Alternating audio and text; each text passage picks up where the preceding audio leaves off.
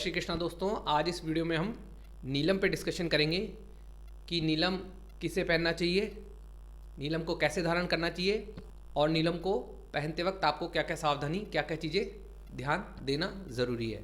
देखिए, मैंने अपने पुराने वाले पुखराज के वीडियो में ये बताया था कि राशि के हिसाब से कभी रत्न धारण करें, लग्न के हिसाब से रत्न धारण करें, और रत्न डिसीज़न इतना आसान नहीं है।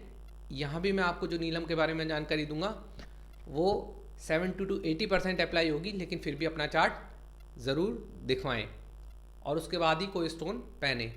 और ये पुखराज से बिल्कुल डिफरेंट रत्न है, क्योंकि ये क्रूर ग्रह शनि का रत्न है, तो मैं इसको एक डेंजरस स्टोन भी कह सकता हूँ। क्योंकि अगर ये आपको फ़ायदा नहीं पहुँचा रहा होगा और आपने इसको गलत पहन लिया होगा तो ये आपको बहुत ज़्यादा नुकसान दे सकता है, आप जो सोच भी नहीं सकते। कहीं इसका संबंध अष्टम से बन गया और ये आपकी कुंडली में नेगेटिव है और आपने नीलम पहन रखा है तो ये एक्सीडेंट भी करवा देगा। तो नीलम पहनने में पुखराज से ज़्यादा सावधानी बरतें, क्योंकि शुभ ग्रह के रत्न फिर भी इतना नुकसान नहीं करेंगे, लेकिन अगर आपने बिना सोचे समझे क्रूर ग्रहों का नग पहना है तो वो बहुत ज़्यादा डेंजर हो जाएगा। और एक छोटी सी बात कि पिछले वीडियो में पूछा गया कि सर थोड़ा सा लग्न कैसे डिसाइड होगा, उसके बारे में बता दीजिएगा। तो बहुत छोटा सा तरीका है लग्न पहचानने का, वो मैं आपको इस वीडियो में बता दूंगा। तो चलिए नीलम स्टोन पे अपना ये वीडियो शुरू करते हैं। तो चलिए दोस्तों, सबसे पहले ये जान लेते हैं कि कौन कौन से लग्न के जातक जो हैं नेटिव हैं वो नीलम रत्न पहन सकते हैं। वो हैं मेष लग्न, वृष लग्न, कन्या लग्न, तुला लग्न, मकर लग्न। अब कुछ लोगों ने पूछा था कि सर हमें अपना लग्न कैसे पता करना है, तो मैंने इस चार्ट में जहाँ ये पॉइंट बना रखा है वो कुंडली का फर्स्ट हाउस कहलाता है। और यहाँ जो आपका नंबर लिखा हुआ है लग्न कुंडली में वही आपका लग्न है। मतलब कि जैसे कि एक नंबर राशि जो मेष होती है, अगर यहाँ पे एक नंबर लिखा रहा है, यहाँ पे एक नंबर लिखा हुआ है जहाँ मैंने पॉइंट बनाया हुआ है, तो फर्स्ट राशि एक नंबर की मेष होती है, तो आपका मेष लग्न कहलाएगा। तो इसमें बहुत ज़्यादा समझने वाली कोई ख़ास बात है नहीं, आप आसानी से अपने लग्न का पता कर सकते हैं।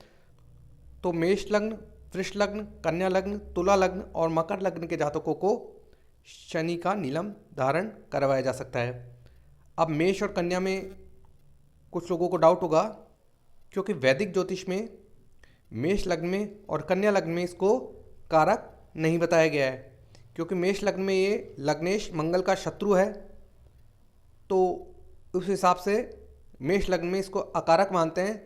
और कन्या लग्न में छठे स्थान का होने के कारण भी इसको अकारक माना गया है। पर मेरी नज़र में, मेरे प्रैक्टिकल अनुभव में मैंने ये देखा है कि मेष और कन्या लग्न में भी शनि कारक ही होता है और अच्छे फल देता है। तो साथ ही साथ मैं एक चीज़ और बता दूं कि राशि रत्न नहीं पहनने हैं आपको। जैसे कि आपको कोई बोल दे कि मकर और कुंभ राशि अगर आपकी है तो आप शनि का नीलम पहन लें, बहुत ज़्यादा नुकसानदायक हो सकता है। जैसा कि मैंने आपको बताया कि ये क्रूर ग्रह शनि का रत्न है, तो नीलम नुकसान भी बहुत ज़्यादा पहुंचाता है। तो सबसे इजी तरीका तो ये है कि मोस्ट प्रोबेबली अगर आप इसको पहनेंगे और ये आपको सूट नहीं करेगा तो आपको बहुत ज़्यादा डरावने सपने आएंगे, बहुत ज़्यादा गलत सपने आएंगे।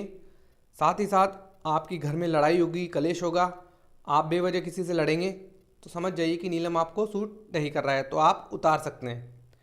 क्योंकि मैंने जो ये बताया आपको वो वैदिक एस्ट्रोलॉजी के हिसाब से बताया है, लेकिन आपको केपी में भी ध्यान रखना बहुत ज़रूरी है। उसके लिए आपको कुंडली का एनालिसिस कराना पड़ेगा। अगर ये, क्योंकि मेरे हिसाब से असली खेल नक्षत्रों का होता है।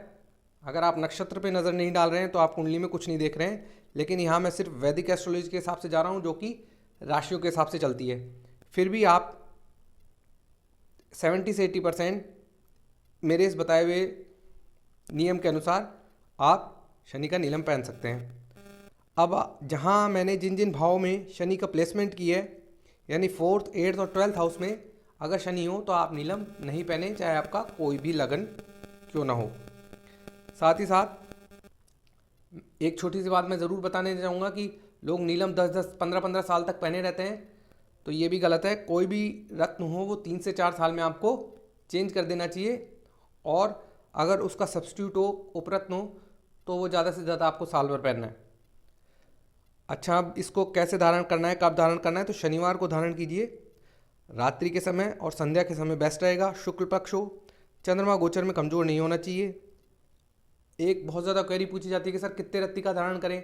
इसमें कोई कहेगा आपने वजन के हिसाब से धारण करो, इस तरह से धारण करो।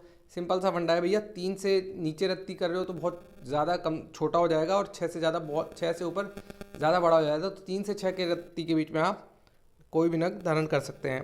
पुष्य, अनुराधा और उत्तरा भाद्रपद नक्षत्र बेस्ट हैं। अगर आपको ये नक्षत्र मिल जाए उस दिन जब आप पहन रहे हैं तो बहुत ही अच्छा है। अगर नहीं मिले तो कोई बात नहीं, तब भी आप पहन सकते हैं। किस में पहनना है? मिडिल फिंगर, बीच वाले अंगुली में आपको ये पहनना है। तो ये ज़रूर ध्यान रखिएगा कि आपने इसको पहनना है। उसके बाद अगर आपके लड़ाई झगड़े बेवजह होते हैं और कुछ ही दिनों में आपको ज़्यादा डरावने सपने आते हैं तो आपको ये उतार देना है। और तीसरी चीज़, क्योंकि मैंने आपको बताया कि ये नीलम अगर फ़ायदा पहुंचा रहा है तो बहुत ज़्यादा फ़ायदा पहुंचाता है, और अगर नुकसान कर रहा है तो बहुत ज़्यादा नुकसान भी कर देता है, क्योंकि ये क्रूर ग्रह शनि का रत्न है। साथ ही साथ कुछ लोग कहेंगे कि इसको रात में भिगो दें, रात में दूध में रखें, दिन भर रात को फिर अगले दिन इसको पहने, तो ऐसा कुछ भी नहीं है। आपको सिर्फ गंगा जल से धोना है। गंगा जल नहीं हो तो दूध या दही से भी इसको धो सकते हैं। दूध और दही जो है वो शुद्ध होना चाहिए, ये नहीं आप यूज़ किया हुआ दूध और दही से आप इसको धो दें। साथ ही साथ इसके बाद आप शनि के मंत्रों का जप कर सकते हैं। ओम शन शनिश्चराय नमः या ओम प्राम प्रीम प्रोम सह शनिये नमः। और इसके बाद अगर आप हनुमान चालीसा भी पढ़ लेंगे तो ये बेस्ट रहेगा। और ये जो आप रत्न पहने आप पश्चिम दिशा में मुख करके पहने तो ज़्यादा अच्छा रहेगा। तो चलिए इस वीडियो को यहीं कंक्लूड करते हैं।